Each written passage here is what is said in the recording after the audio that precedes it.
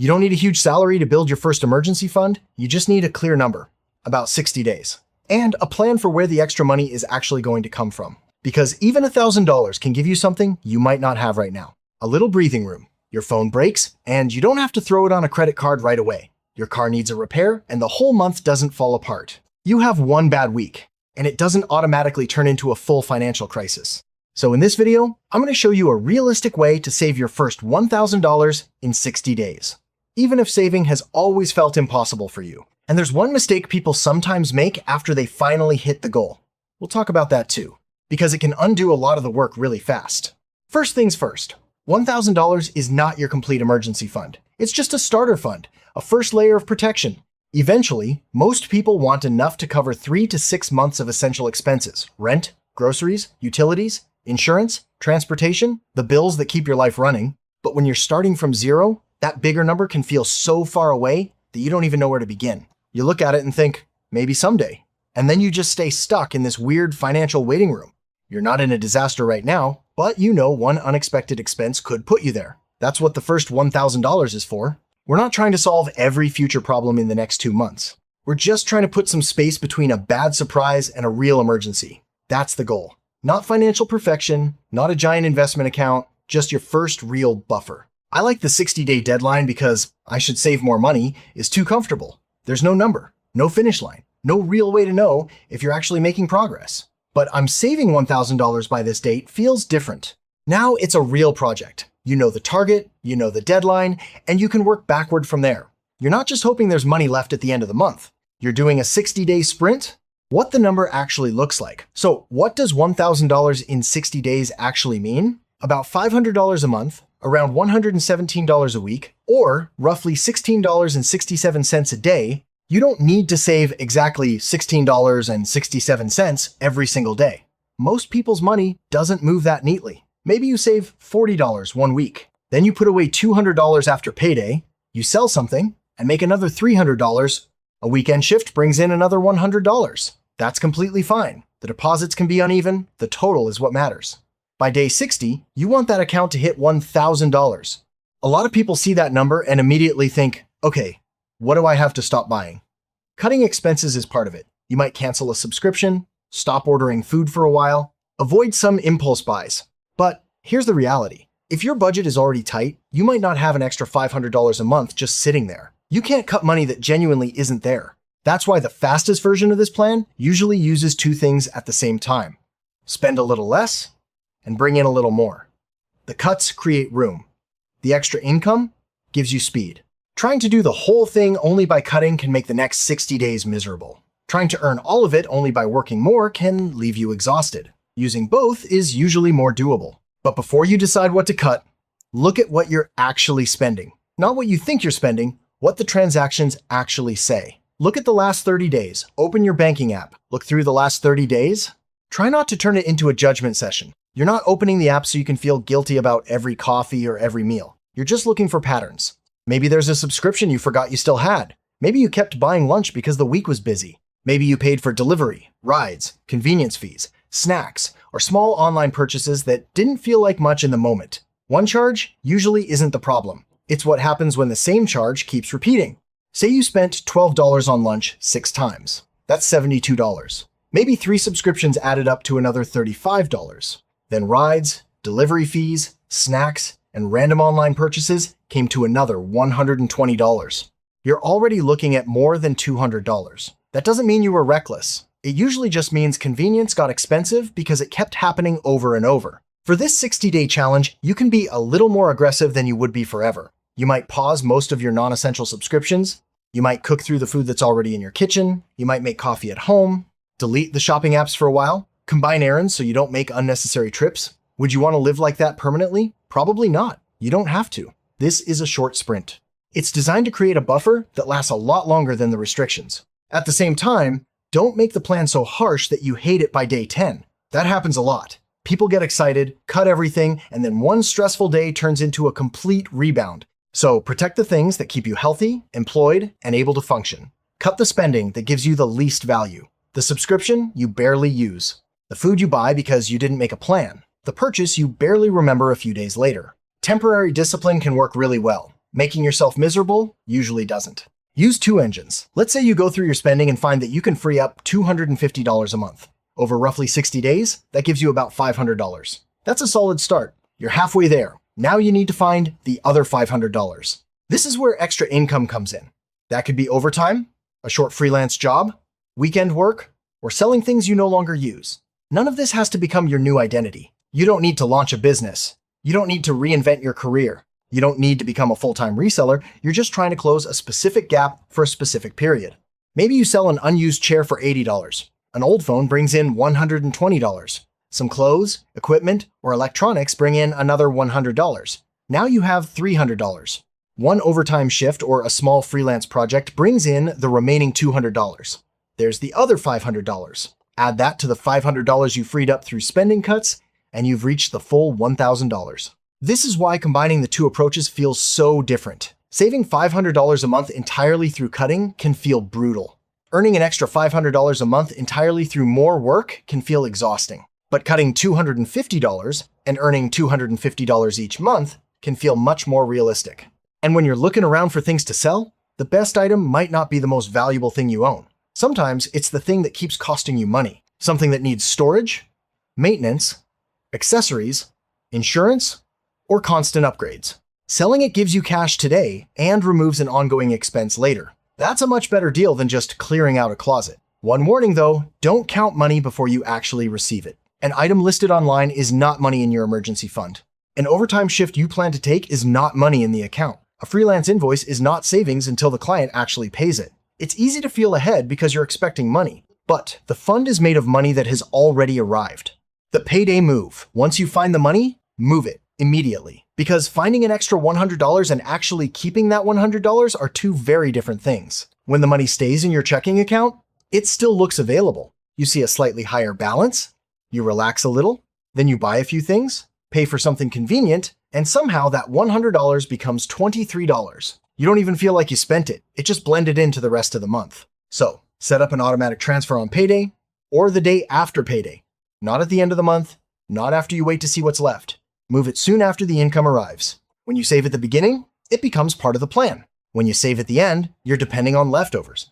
And leftovers are unreliable. Suppose you get paid every 2 weeks. You could transfer $250 from each of your next 4 paychecks. 4 transfers would get you to $1,000. Of course, $250 per paycheck might be too high for you.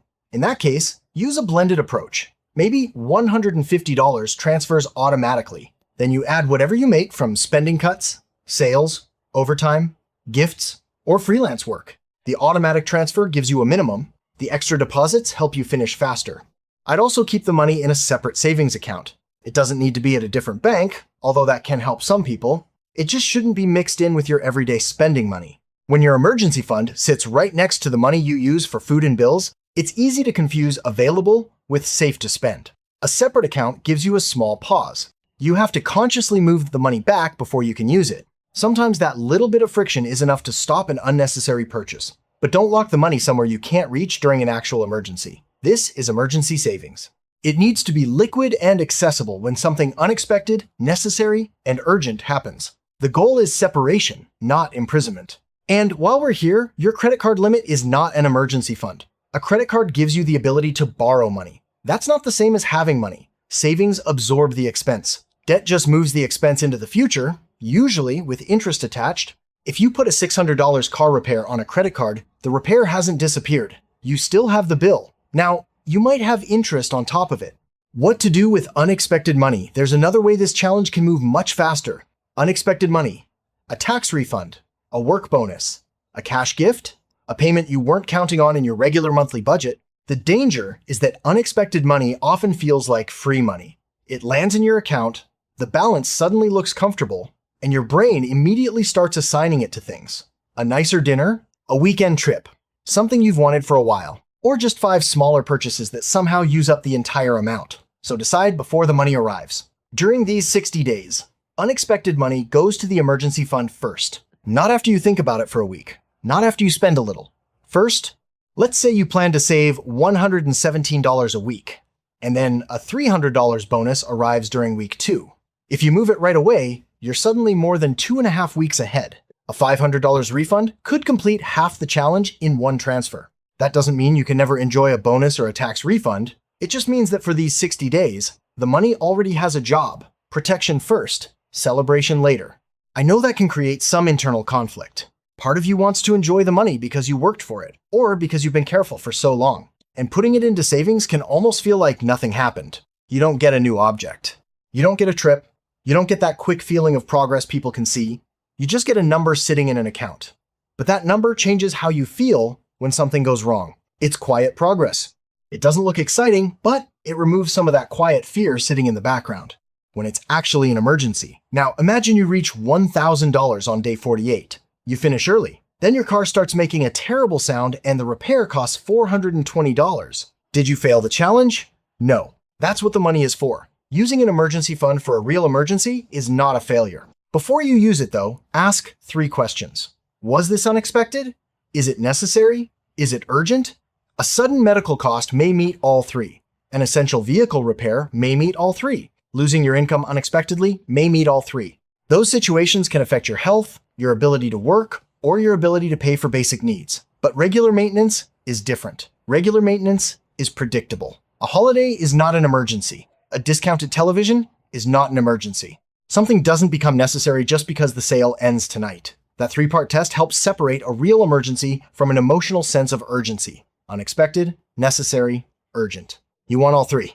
There's also an uncomfortable truth here. Some expenses feel like emergencies only because we ignored them while they were predictable. If your car needs maintenance every year, you eventually want a separate sinking fund for that.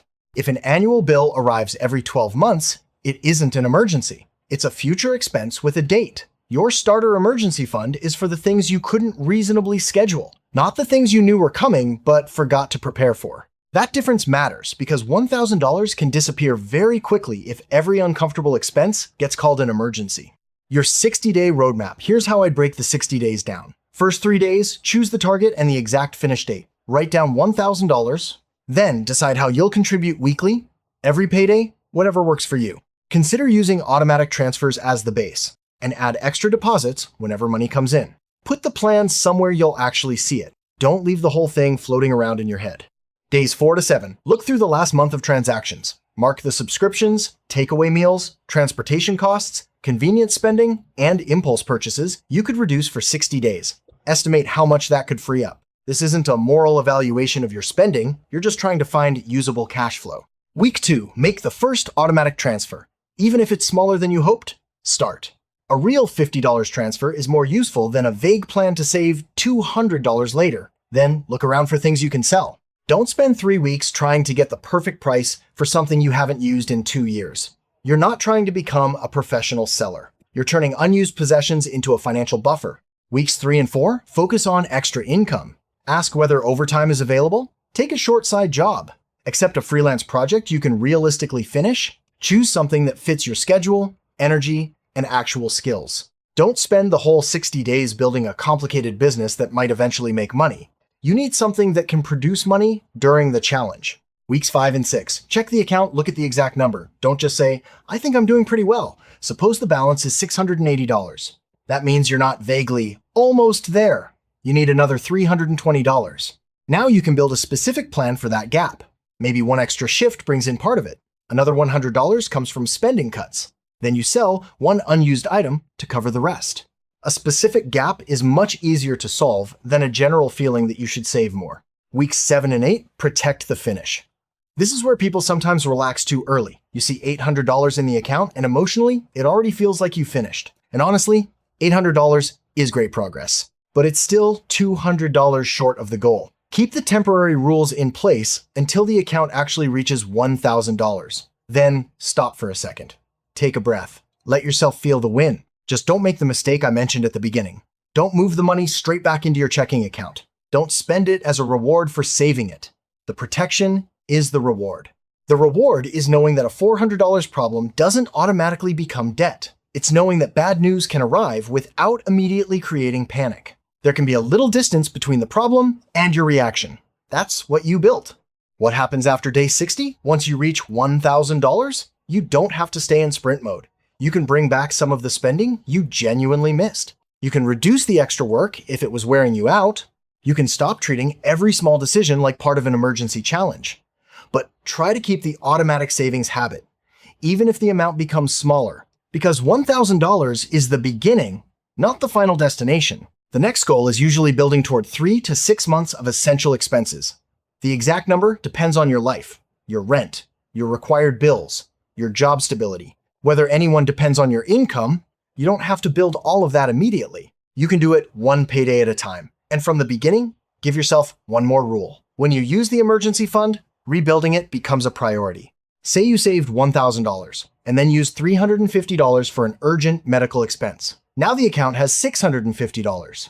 That doesn't erase what you achieved. The fund worked. It prevented a genuine emergency from becoming debt. Your next goal is to replace the missing $350. That's how emergency savings works. It isn't a trophy you earn once and never touch. It's renewable protection. You build it. You use it when you truly need it. Then you build it again. There's no reason to feel ashamed when the balance goes down because of a real emergency. The money did exactly what you saved it to do. Final push. So start today. Choose the exact date, 60 days from now. Write down $1,000. Set up the first transfer. Then find one expense you can pause and one realistic way to bring in a little extra money. You don't need to solve the full $1,000 tonight. You just need to make the first move. Because that first $1,000 isn't only money. It's time. It's options. It's the ability to handle a bad day without letting it turn into a bad year. It may not feel as exciting as buying something new. Sometimes saving money can even feel like standing still. But you're not standing still. You're leaving the waiting room. You're choosing a little less comfort today, so you can have a lot more security when life doesn't go according to plan. And once that starter fund is finished, the next question is, how much emergency savings do you personally need? 3 months? 6 months? Something in between? That's what we'll break down in the next video, including how to calculate your real essential expense number without guessing.